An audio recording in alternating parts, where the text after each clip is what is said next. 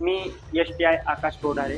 येत्या 9 नोव्हेंबरला राज्यसेवेची पूर्व परीक्षा होणार आहे. तर या 7 दिवसांमध्ये आपण नेमकं काय प्लॅनिंग केलं पाहिजे? 2021 आणि 22 या दोन्ही राज्यसेवा पूर्व, मुख्य आणि मुलाखत यांचा अनुभव आहे. एवढं जरी तुम्ही केलं ना मध्ययुगीन काळात, यामध्येच आपले 2 ते 3 प्रश्न सॉल्व्ह होतात. केशवानंद भारती झाला, बोम्मन झाला, गोपालन झाला आणि 2 पॅसेज, एक मराठी स्पेशल आणि एक इंग्लिश स्पेशल असतात. टोटल 10 पॅसेज असतात.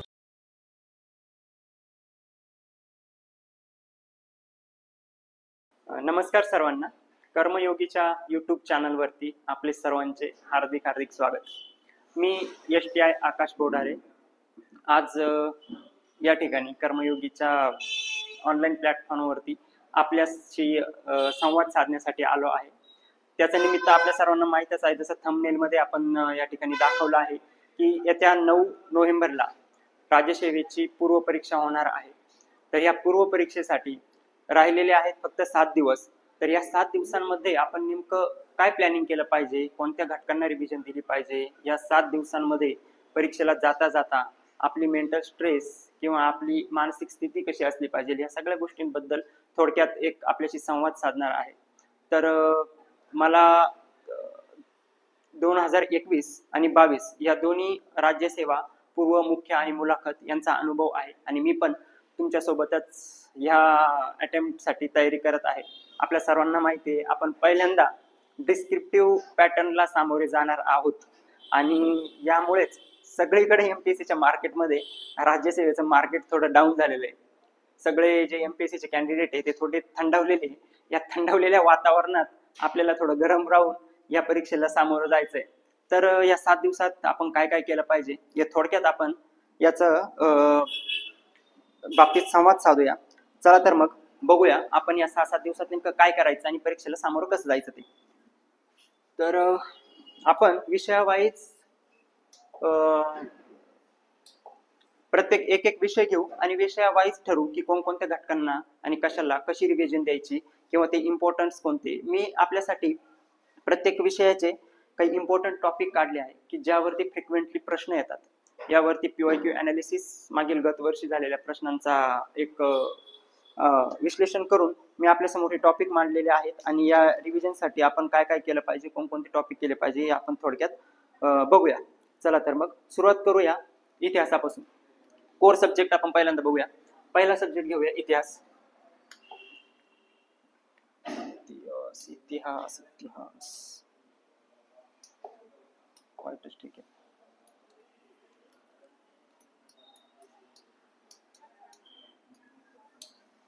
आता मी तुम्हाला सर्व काही डिटेल पहिलीपासून तर A to Z असं सांगत बसणार नाही. पॅटर्न कसा आहे, किती प्रश्न आहे, किती वेटेज आहे, कसं आहे, काय, हे सर्वांना माहिती आहे कारण आपण सगळे परीक्षेला जातोय. सगळ्यांना माहितीच असणार आहे. गृहीत धरूनच चाललोय. शेवटच्या क्षणी आपल्याला काय टच द्यायचा आहे, फिनिशिंग टच, त्याच्या संदर्भात आपण इथं बोलतोय आणि त्या संदर्भातच आपण बोलणार आहोत. ओके,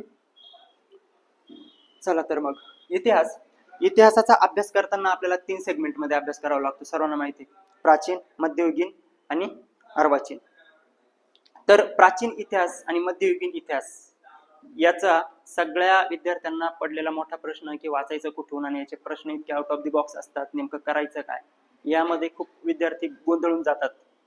तर यासाठी सगळ्यात बेस्ट ऑप्शन आहे प्राचीन इतिहास आणि मध्ययुगीन इतिहास. ही लुसेंट मधून आपण सर्वांनी वाचलेला असेल नसेल माहित नाही, परंतु त्याचे 21 पेजेस आहे, फक्त 15 ते 20 पेजेस असतील.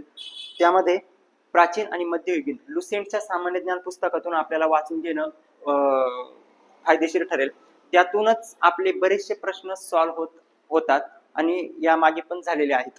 तर फॉर एक्झाम्पल आपण जर मध्ययुगीन इतिहासाचा अभ्यास करायला गेलो तर सल्तनत काळ याचे आपण 3 पाहिले, प्राचीन,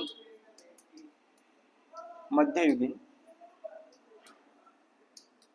आणि आधुनिक. आता मी ह्या दोघांबाबतीत तुम्हाला सांगितलं की लुसेंट मधून 20 ते 30 पेजेस मधून आपल्याला रिव्हिजन करून घ्यायची लुसेंटच्या पुस्तकातून, प्राचीन आणि मध्ययुगीन. मध्ययुगीन मध्ये यात थोडासा भर जास्त मध्ययुगीनला द्यायचा. प्राचीन मध्ये 1 ते 2 प्रश्न येतात, त्यासाठी जास्त एफर्ट्स घेण्याची गरज नाही आपल्याला. इनपुट आउटपुट रेशो सर्वांना माहिती आहे. तर मध्ययुगीन इतिहासाचा अभ्यास करताना सल्तनत काळ, सल्तनत काळ, मुघल काळ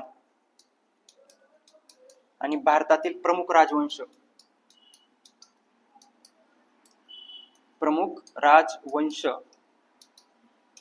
त्यांचे संस्थापक आणि महत्वाचे राजे.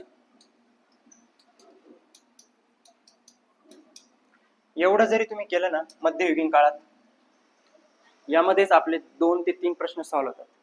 बाकीचे एफर्ट्स घेण्याची काहीही गरज नाही. तर लुसेंट, मध्ययुगीन, प्राचीन त्यातूनच कव्हर करायचं. प्राचीन वरती जास्त फोकस करायचं नाही. मध्ययुगीन मध्ये हे काहीतरी 2-3 की फॅक्टर आहे किंवा की पॉइंट आहे, याच्यावरती थोडंसं व्यवस्थित लक्ष द्यायचं. याची क्रोनॉलॉजी ठेवायची. सुलतनत काळ, मुघल काळ, प्रमुख राजवंश, त्यांचे संस्थापक, ते कुठं कुठं होते वगैरे, आणि त्याचे प्रमुख राजे, त्या राजांनी केलेले काही बांधलेलं असेल, काही साइट्स बांधलेल्या असतील, जसं ताजमहल झाला वगैरे वगैरे, किंवा काही पुस्तकं लिहिली असतील, काही साहित्य निर्माण केलं असेल, तर त्या गोष्टींवरती थोडंसं फोकस करायचं, कारण आयोगाचे प्रश्न विचारायचे पॉइंट ते असतात. तर आता आपण बोलूया आधुनिक भारताबद्दल. आधुनिक भारताचा आणि महाराष्ट्राचा असा वेगळं काही नाही. आधुनिक भारत आणि महाराष्ट्र याच्यातून आपल्याला की पॉइंट कशाला रिव्हिजन द्यावा लागेल, तर यामध्ये आपल्याला सगळ्यात महत्वाचा हिट पॉइंट धार्मिक सुधारणा चळवळी. धार्मिक सुधारणा चळवळी त्या कोणी चालू केल्या, कुठं चालू केल्या, त्याच्या संदर्भातील व्यक्ती कोणते होते, त्या धार्मिक सुधारणा चळवळी झाला. त्याच्यानंतर महत्वाच्या संघटना, मग त्या तुमच्या कोणत्या पण असो, कोणत्या पण म्हणजे राजकीय, धार्मिक संघटना, त्यांचे संस्थापक, त्यांच्या संबंधातील व्यक्ती, त्यांच्या संदर्भातील वृत्तपत्रे, त्यांच्या संदर्भातील पुस्तके, या संघटना. त्याच्यानंतर झालं वृत्तपत्रे.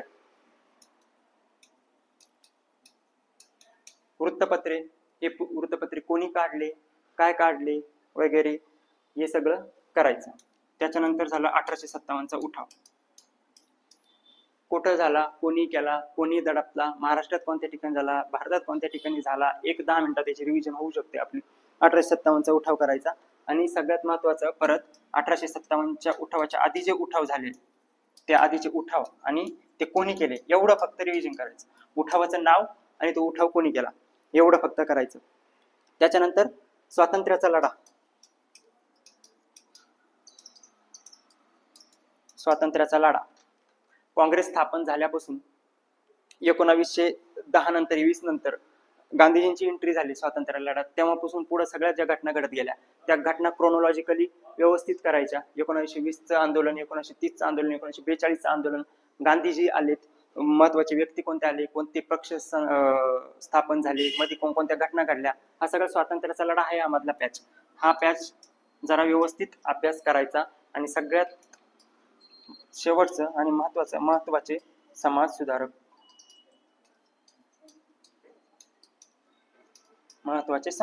बघून घ्यायचे. महत्वाचे समाज सुधारक, त्यांनी लिहिलेले पुस्तकं, त्यांनी केलेले उत्कृष्ट कार्य, कोणत्या कोणत्या सेगमेंट मध्ये कार्य केलं, हे सगळं बघायचं. महत्वाचे समाज सुधारक कोणते आपल्या सर्वांना माहिती आहे, मी आता सगळं इथे सांगत बसणार नाही.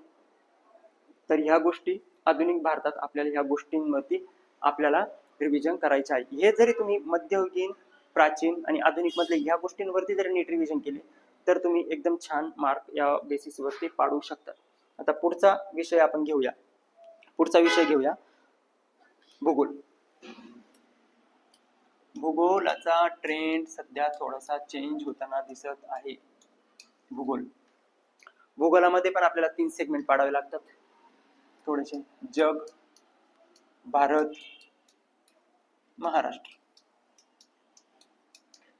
15 क्वेश्चन, बरोबर ना. जग, भारत, महाराष्ट्र बघावं लागतात. जगाचा इतिहास करताना काय केलं पाहिजे तुम्हाला सांगतो. जगाचा इतिहास, जगाचा भूगोल, इतिहास नाही, अजून इतिहासातून बाहेर नाही आलो मी, आपण भूगोल बघतोय आता. जगाचा भूगोल करताना आपल्याला फक्त जगाच्या प्राकृतिक भूगोलावरतीच आपलं लक्ष केंद्रित करायचं आहे. फक्त प्राकृतिक भूगोल. जगाचा भूगोलाचा अभ्यास करताना प्राकृतिक भूगोल, मग त्यात तुमच्या झाल्या नद्या, महत्वाची पठार, पर्वत, वाळवंट, पर्वत झाले, वाळवंट झाले,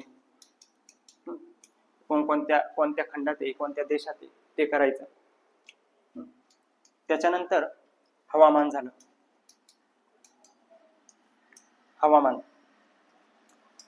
हवामानाचा अभ्यास करताना पृथ्वीवरचे जे तापमानाचे पट्टे, वायुभाराचे पट्टे, हवामानाचे पट्टे ते त्याचा अभ्यास करायचा. व्यापारी वारे, बिगर व्यापारी वारे वगैरे ते आहेत ना, त्या कन्सेप्ट व्यवस्थित करायच्या.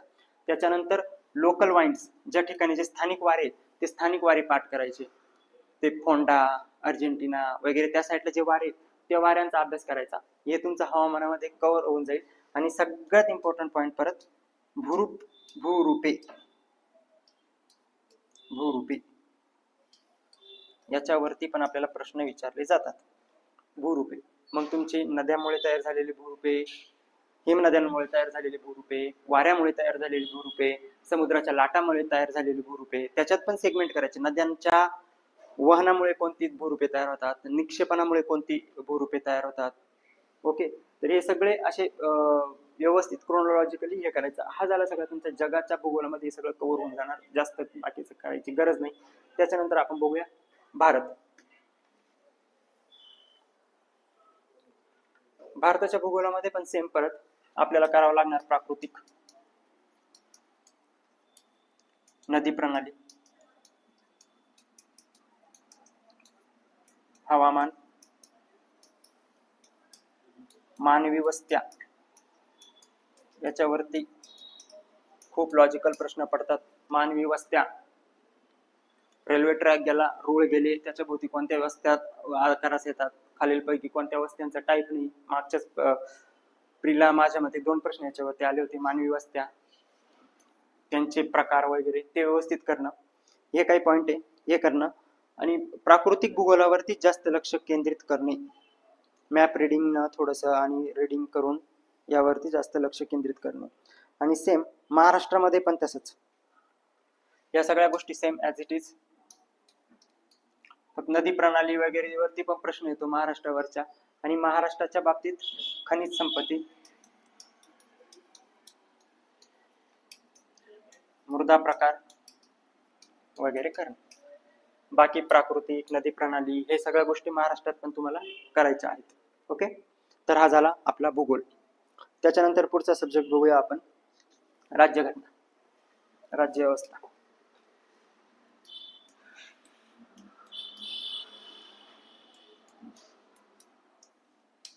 राज्यघटना, राज्यसेवेच्या पूर्व परीक्षेमध्ये राज्यघटना हा विषय सर्वाधिक प्रेडिक्टेबल आहे विद्यार्थी मित्रांनो. आणि याचं जे स्ट्रक्चर आहे ना, ते स्ट्रक्चर ठरलेलं आहे राज्यघटनेचं, की कोणत्या टॉपिकवर कसे प्रश्न येतात, कन्फर्म त्याच टॉपिकवर प्रश्न येतात. खूप प्रेडिक्टेबल स्ट्रक्चर आहे. आणि त्याच टॉपिकवरती प्रश्नांची फ्रिक्वेन्सी आपल्याला येताना दिसून येते. तर आपण 1 बाय 1 एक टॉपिक बघू. राज्यघटनेची निर्मिती प्रक्रिया.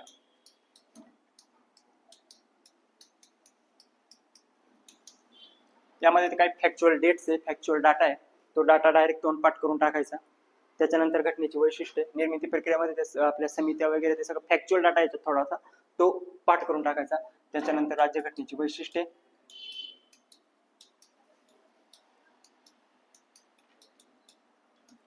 त्याच्यानंतर मूलभूत हक्क, मार्गदर्शक तत्वे, त्याच्यानंतर मूलभूत कर्तव्य, हिट लिस्ट. त्याच्यानंतर राष्ट्रपती, संसद, सर्वोच्च न्यायालय,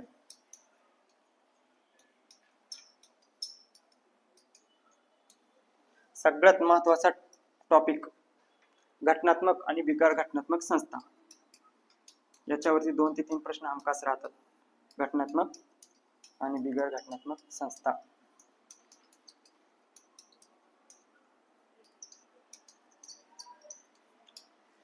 त्याच्यानंतर महत्वाचे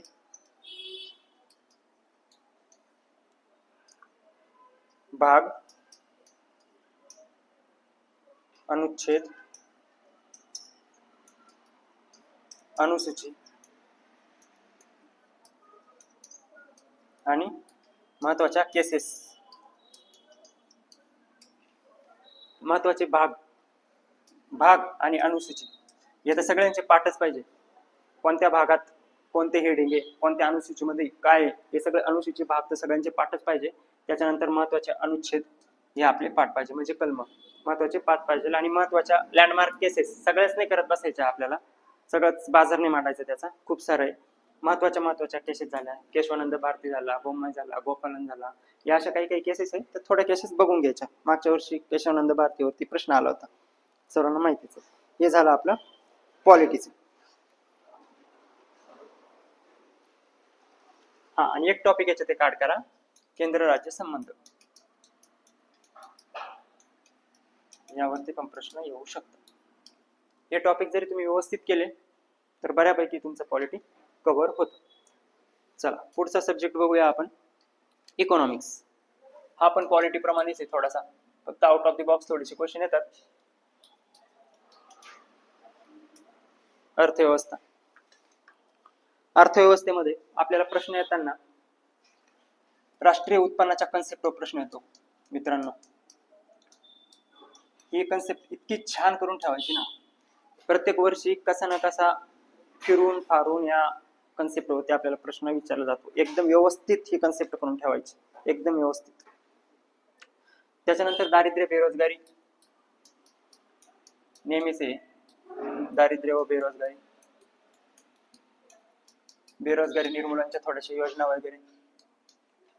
याच्यात फॅक्च्युअल डाटा खूप आहे, वेगवेगळ्या समित्यांची आकडेवारी आहे, ती आकडेवारी पाठ करायची आपल्याला. ग्रामीण, शहरी वगैरे वगैरे सर्वांना माहितीच आहे. मी फक्त रिव्हिजनचे टॉपिक तुम्हाला सांगतोय, त्यामुळे तुम्ही लक्षात घ्यायला अशी अपेक्षा करतो. त्याच्यानंतर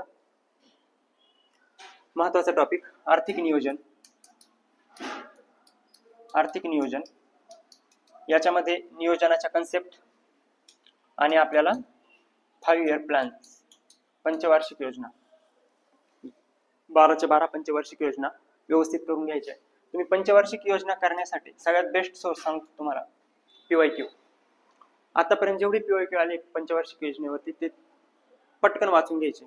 जे PYQचं जे काही तुमच्याकडे पुस्तक असेल त्या पुस्तकातून पटकन वाचून घ्यायचे. पहिले आपल्याला STI ला इकॉनॉमिक्स होतं तेव्हा खूप सारे PYQ याच्यावरती यायचे, आणि आता रिसेंटली पण बरेच PYQ पडत राहतात. ते PYQ जरी केले ना या टॉपिकचे, तरी हा पूर्ण टॉपिक कव्हर होण्यासारखा आहे, कारण त्याच्यावरती त्याच पद्धतीनं प्रश्न येत राहतात. नवीन असा डाटा त्याच्यात ऍड करण्यासारखं काहीच नाही. त्याच्यामुळे तुम्ही हा पॉईंट आहे ना, हा म्हणा किंवा हा म्हणा, हे पॉईंट तुम्ही PYQ वाचून कव्हर करू शकतात. त्यानंतर पुढचा पॉईंट आहे पैसा किंवा किंमत वाढ. याच्यात थोडा कन्सेप्ट आहे, पैसा, किंमत वाढ, नॅरो मनी, ब्रॉड मनी, संकुचित पैसा, विस्तृत पैसा वगैरे वगैरे. किंमत वाढीच्या कारणे वगैरे, खर्च दाबजन्य, मागणी ताणजन्य, जे वगैरे ते आहेत त्या कन्सेप्ट आहे, त्या थोड्याफार करायच्या याच्यात. त्याच्यानंतर RBI म्हणजे RBI यासाठी घेतला की यामध्ये काही कन्सेप्ट आहे.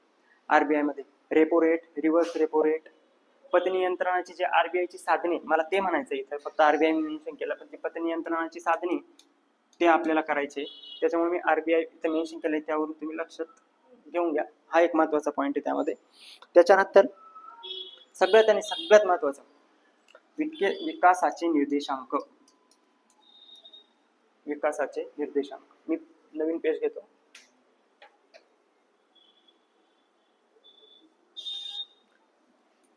विकासाचे निर्देशांक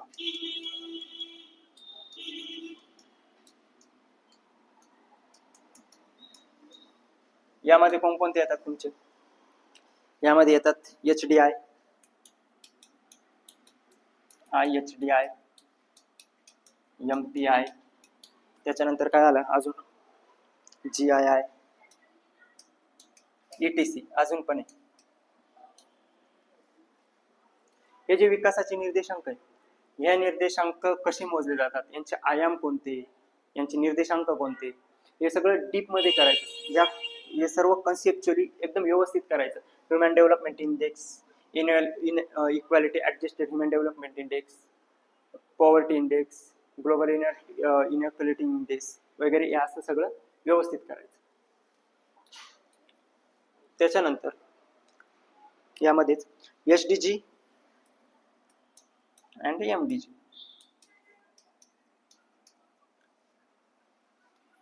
सस्टेनेबल डेव्हलपमेंट गोल आणि मिलेनियम डेव्हलपमेंट गोल्स हे व्यवस्थित करायचे. यावरती प्रश्न येतात. याच्या संदर्भात झालेल्या त्या बैठका वगैरे ते पण व्यवस्थित करायचा. त्याच्यानंतर समावेशन आणि शाश्वत विकास.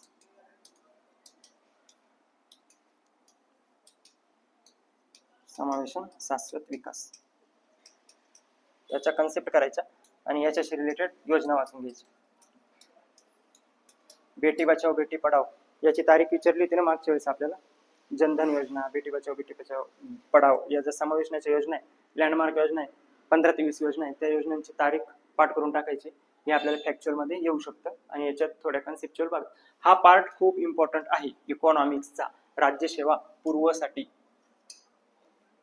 हा पार्ट सगळ्यात इम्पॉर्टंट. विकासाचे निर्देशक, SDG MDG, समावेशन आणि शाश्वत विकास. ओके, पुढचा आपण सब्जेक्ट बघूया.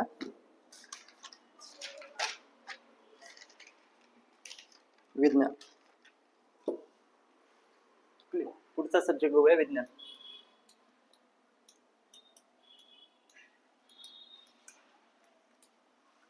राज्यसेवा पूर्व मधला बाहुबली 20 प्रश्न ज्यावरती येतात असा आपला विज्ञान, आणि याचा अभ्यास करायचा सगळ्यांचे जीव येतं, बरोबर का नाही?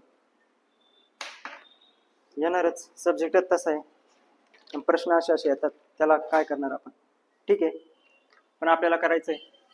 विज्ञानावरती पण 20 क्वेश्चन येतात, आपल्या सर्वांना माहिती. तर याचे इम्पॉर्टंट टॉपिक मी थोडक्यात तुम्हाला सांगतो काय काय केलं पाहिजे. याच्यामध्ये बायो झालं तुमचं, बॉटनी झालं, फिजिक्स झालं, केमिस्ट्री झालं.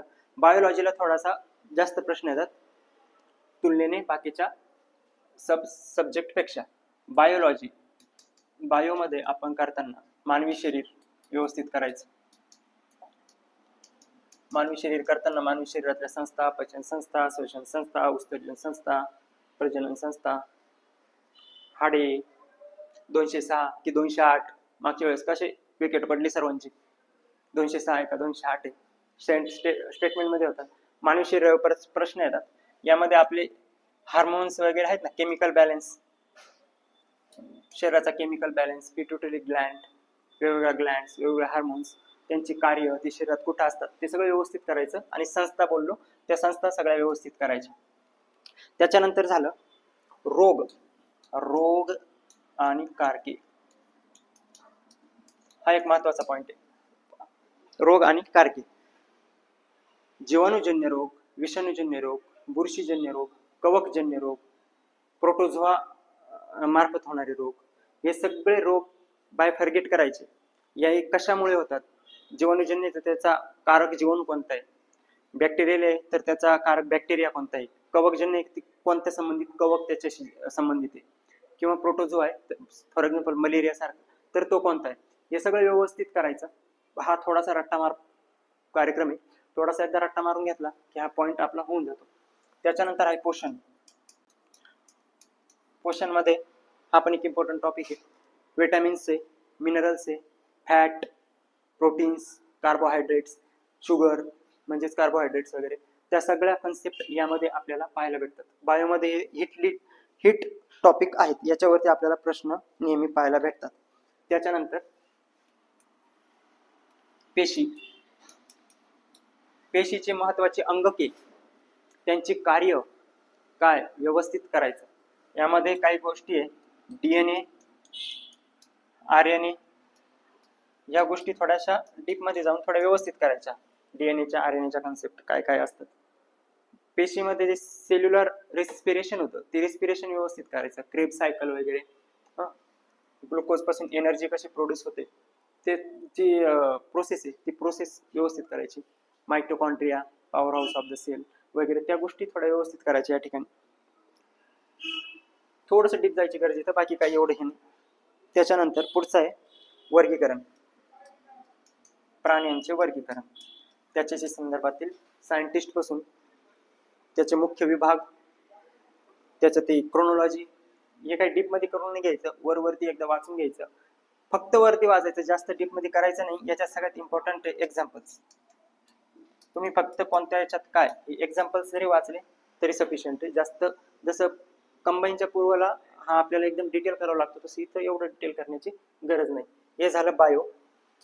त्याच्यानंतर पुढे बॉटनीचं बघू आपण. वनस्पतीचा अभ्यास करताना वनस्पतीचं वर्गीकरण पहिल्यांदा येईल. वनस्पतीच्या वर्गीकरणाचा नीट अभ्यास करायचा मित्रांनो. त्याच्यानंतर येतं वनस्पतीचे रोग आणि कारके.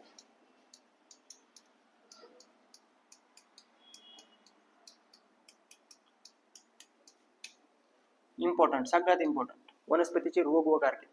कोणकोणते रोग आहे तुमचे, व्हायरल आहे, बॅक्टेरियल आहे, फंगल आहे का कोणते, त्या हिशोबानं ते बायफर्गेट करायचे आणि त्याचे जे कारक आहे ते कारक पाठ करायचे. नाम इतके विचित्र विचित्र राहतात, वेगवेगळ्या पिकावर पडणारे, जसं तुमचा रेड रॉट झाला, ऍपल पाइनएपल डिसीज झाला, वेगवेगळे पिकांवरती पडणारे डिसीज. ते जर बुरशीजन्य असेल तर कोणती बुरशी आहे, बाकी असतील तर ते काय, ते सगळं व्यवस्थित करणं. पाठ रट्टामार कार्यक्रम इथं थोडासा काहीतरी लिंक लावून इथं पाठ करून टाकायचं ते, जेणेकरून तो प्रश्न आला तर आपल्याला हिट झाला पाहिजे. त्याच्यानंतर प्रकाश संश्लेषण क्रिया थोडी व्यवस्थित करून घेत. प्रकाश संश्लेषण क्रिया, फोटोसिंथेसिस. पेशीमध्ये, वनस्पतींच्या पेशीमध्ये प्रकाश संश्लेषण क्रिया कशी होते ते थोडंसं व्यवस्थित करायचे. प्रकाश लवके वगैरे ही प्रोसेस थोडीशी टिप करून घ्यायची, याच्यावरती प्रश्न आला तर येऊ शकतो. पुढचा आहे फिजिक्स. सायन्स मध्येच बघतोय बघा आपण फिजिक्स मध्ये आपल्याला ध्वनी, साऊंड, प्रकाश, लाईट, विद्युत धारा, इलेक्ट्रिसिटी हे हेडलिस्ट टॉपिक. यावरच्या कन्सेप्ट, ध्वनी तरंग, कोणत्या प्रकारचे तरंग आहे, कोणकोणत्या वेव्हज असतात, प्रकाश वगैरे, प्रकाशाच्या भिंगांच्या कन्सेप्ट, आरशाच्या कन्सेप्ट, लेन्सच्या कन्सेप्ट, त्या सगळ्या व्यवस्थित करून घ्यायच्या. विद्युत धारामध्ये पण याच्यामध्ये थोडी काही कन्सेप्ट आहे आणि न्यूमेरिकल्स पण आहे. न्यूमेरिकल्स पण यामधून येतात. आणि न्यूमेरिकल साठी अजून एक टॉपिक आहे, कार्य ऊर्जा शक्ती.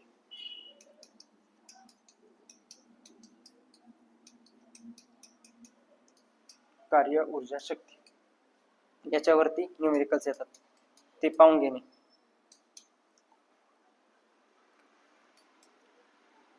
प्रकाश या सब टॉपिक मध्ये इलेक्ट्रोमॅग्नेटिक स्पेक्ट्रम नावाचा एक हे, तो इलेक्ट्रोमॅग्नेटिक स्पेक्ट्रम व्यवस्थित करून घ्यायचा. त्याच्यामध्ये अल्ट्राव्हायलेट, इन्फ्रारेड या लाईट्स आहे, त्यांचे उपयोग, त्या कुठं कुठे यूज केल्या जातात, विजिबल लाईट कोणती, रेडिओ लाईट कोणती, त्या वेव्हज आहे वेगवेगळ्या, त्या व्यवस्थित वाचून घ्यायच्या, त्याच्यावर प्रश्न पडू शकतात. त्याच्यानंतर पुढचा आहे केमिस्ट्री. केमिस्ट्रीमध्ये जास्त काही करायची गरज नाही. ॲटम्स, त्याचे इव्हॅल्युएशन थेअरीज करायच्या. त्याच्यानंतर रासायनिक अभिक्रियेचे प्रकार वगैरे,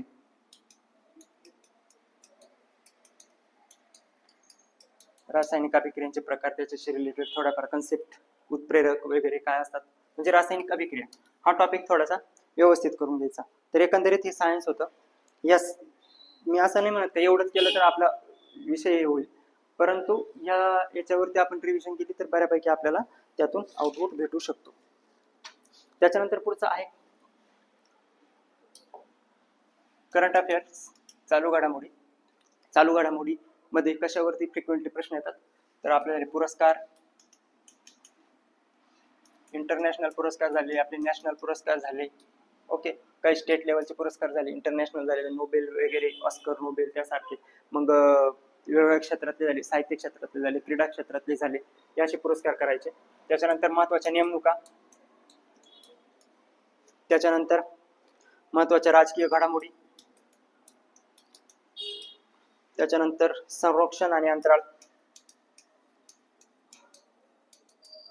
अंतराळावरती विशेष ध्यान द्या, संरक्षण, अंतराळ, आणि याच्यावरती थोडंसं मी व्हॅल्युएशन करतो. एआय रिलेटेड काय असतील, एआय रिलेटेड, तर त्या रिलेटेड चालू घडामोडी व्यवस्थित करा. एआय रिलेटेड कॉन्फरन्स कुठे झाल्या काय ते व्यवस्थित करा. अंतराळ व्यवस्थित, शुभांशु शुक्ला वगैरे, ऑक्सकॉम मिशन काय ते आहे ना, ते सगळं व्यवस्थित करा. याच्यावरती प्रश्न येऊ शकतात. महत्वाच्या परिषदा कुठं झाल्या, महत्वाच्या इंटरनॅशनल ज्या परिषदा होतात त्या कुठं झाल्या ते आपल्याला माहित पाहिजे.